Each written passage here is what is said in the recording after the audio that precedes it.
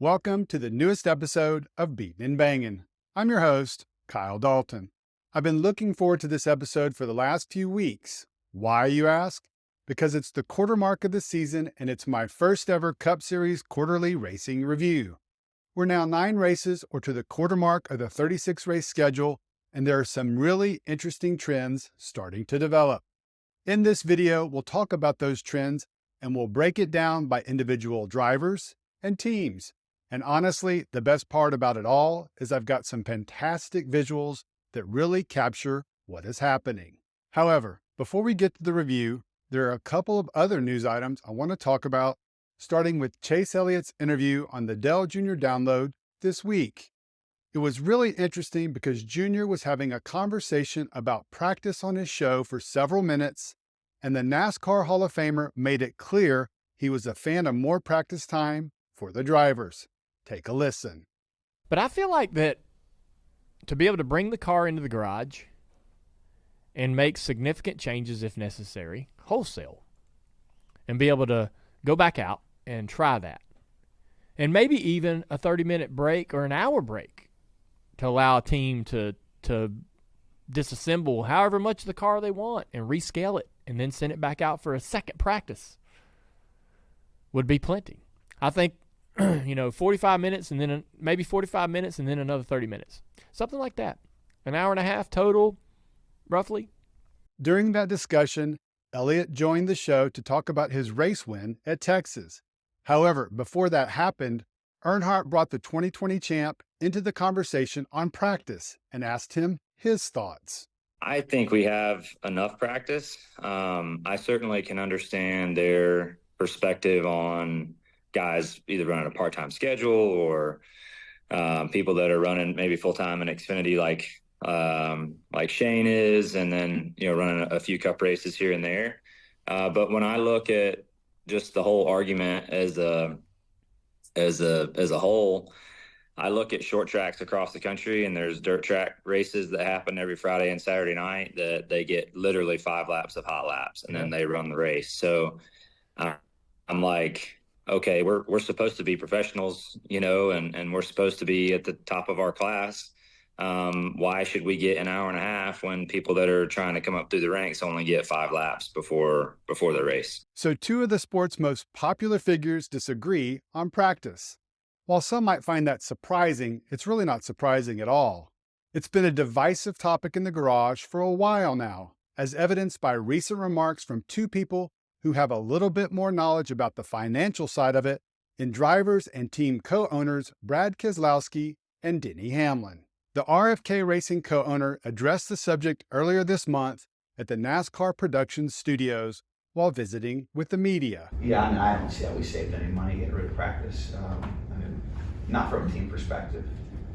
Maybe there were some savings elsewhere in the industry that I'm not aware of, but there hasn't been a significant cost savings. It was that we've reallocated in a lot of ways to other demands, and it's hard for me to understand the value proposition today to not have practice. Denny Hamlin took issue with Keselowski's remarks and addressed them a week later on his Actions Detrimental podcast. We're not on racetrack as much. We got 20 minutes of practice, and I heard Brad. It bugs me a little bit that Brad's like, oh, we just need to have more practice. It's not going to cost us anymore. Well, that's not true. That sounds like someone that's never had to make a cash call before with his race team. You'll have to buy quite a bit more. Our hotel room, we'd have to come to the racetrack earlier, more than likely. That's an extra night of hotel rooms. I know for a fact Joe Gibbs Racing saves significant money when we cut practice. It seems everyone has an opinion on practice. Most fans, unsurprisingly, want increased practice time because it means additional on-track time and an improved fan experience. However, the only opinion that matters is what NASCAR thinks, and hearing the sport's most popular driver say he's fine with the current practice format is all the more reason for them to continue that policy for the foreseeable future. Moving on to our next item, and it was again from a podcast. This time, it was Kevin Harvick and what he had to say on his Happy Hour podcast. The former Stewart-Haas racing driver talked about the chaotic finish at Texas and then switched to discussing the upcoming race at Talladega.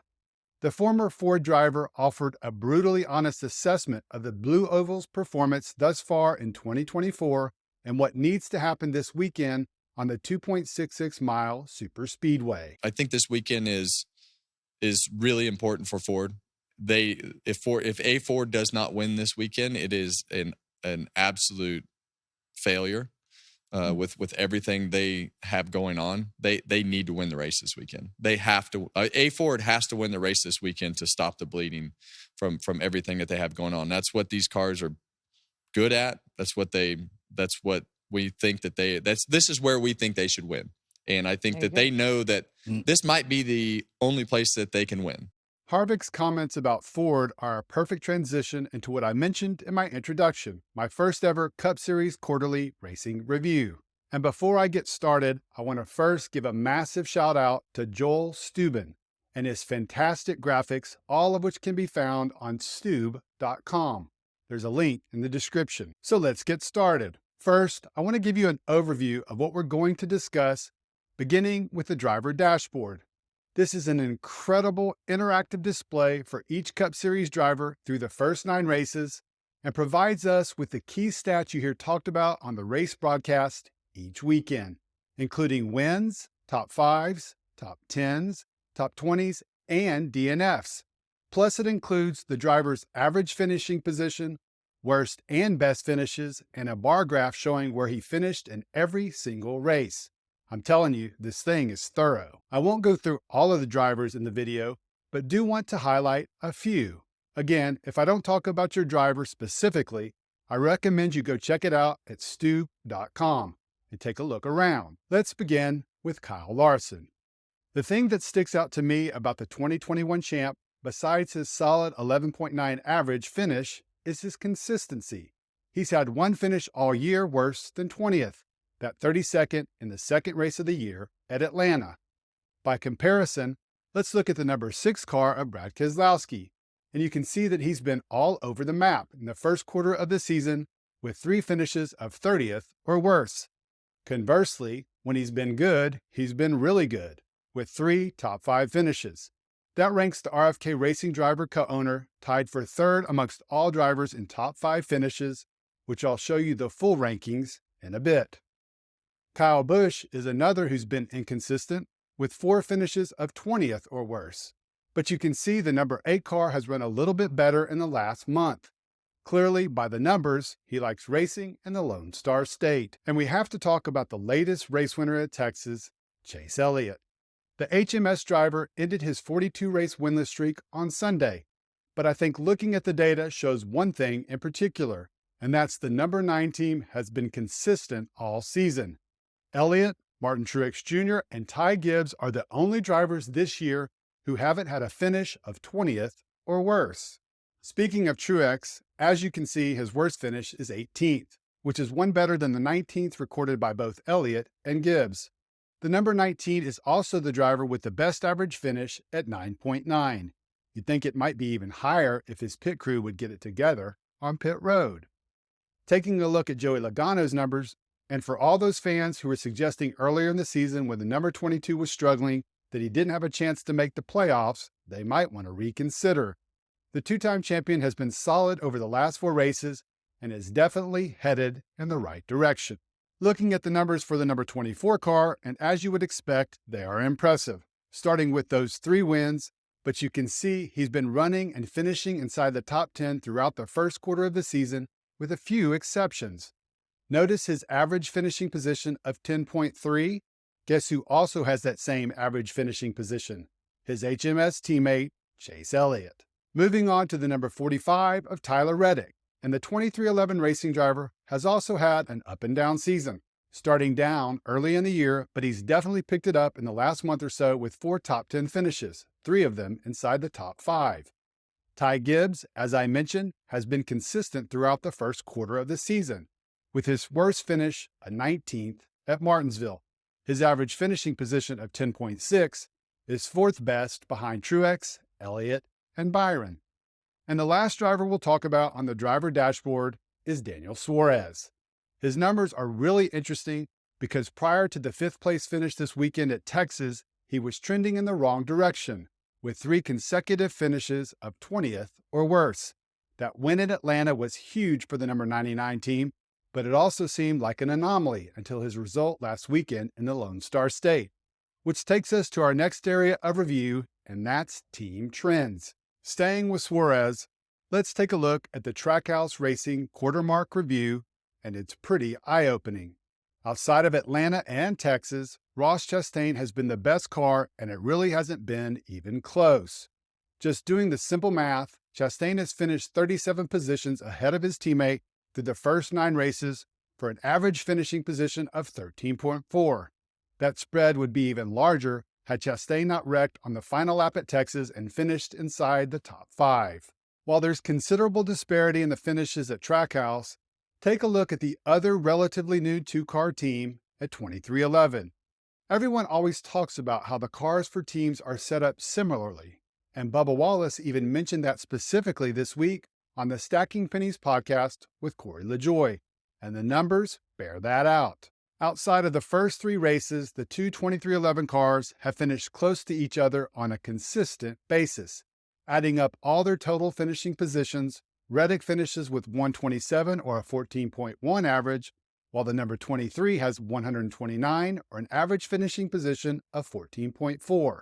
The HMS team trends are interesting as well because they clearly show how consistent Elliott has run throughout the first quarter of the season, while his teammates have all had at least one bad race. Speaking of big teams, Joe Gibb Racing's trend chart is interesting to me just to look at Christopher Bell's line. It's all over the place, but I'm guessing he's not too concerned because all he cares about is that little dot at Phoenix. Richard Childress Racing is another interesting one because it shows A, how much of a struggle this season has been for Austin Dillon, and B, it shows Kyle Busch has been better, but not that much better. I'm curious to see where this one goes. To be honest, I think the most intriguing one of all the team charts is Spire Motorsports. There was a lot of buzz and high expectations coming into 2024. The numbers show they haven't lived up to it, but more concerningly, the veteran, Corey LaJoie, has been clearly outperformed by rookie Carson Hocevar, and it's not even close. Those numbers result in Hocevar recording an average finish of 21.4 versus LaJoie's 24.2. Everyone wondered if Chase Briscoe would be able to step up his game in the absence of Kevin Harvick this year, and by the numbers, the number 14 team has done just that.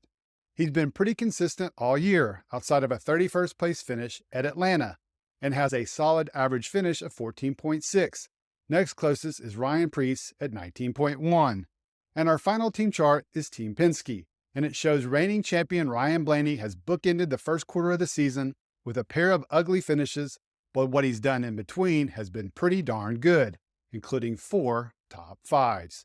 Which brings us to the final graph of our review, and it's an overview of who are the leaders in each category when it comes to wins, top 5s, top 10s, top 20s, and average finish. This really provides a good 30,000-foot view of what drivers are having the best season thus far. A few things of note, and the first is what Kevin Harvick talked about with the blue ovals being shut out of the win column. That's obvious, but I think the overarching theme for the data is this. The newness and figuring out the next gen or Gen 7 car is over. We saw in those first couple of years how there could be smaller teams finding ways to finish up front and even win. Looking at these numbers through the first quarter of the season, the big teams have been dominant, and there's really no reason to think this will slow down anytime soon. I'll tell you this much, I'll let you know whether or not it happens, and I'll have the data to back it up. So that's a wrap on our first Cup Series quarterly racing review. I want to hear your thoughts. What do you think of it? Were there any surprises for you? Anything I missed that you think is worth mentioning? Let me know in the comments section. I also want to hear your thoughts on whether you agree with Dale Jr. or Chase Elliott on practice. And if you think this weekend's race at Talladega is as important to the Fords as Kevin Harvick thinks it is. Remember, if you want to read my written work, go check it out at heavy.com and beatingandbanging.com, where you can also sign up for my weekly newsletter, and you'll receive an email each Friday recapping the top stories from the week, including reviews of the various NASCAR-related podcasts. Thanks again for watching our first ever Cup Series quarterly racing review, and supporting the channel. I really and truly appreciate it. And I hope you have a great rest of your day.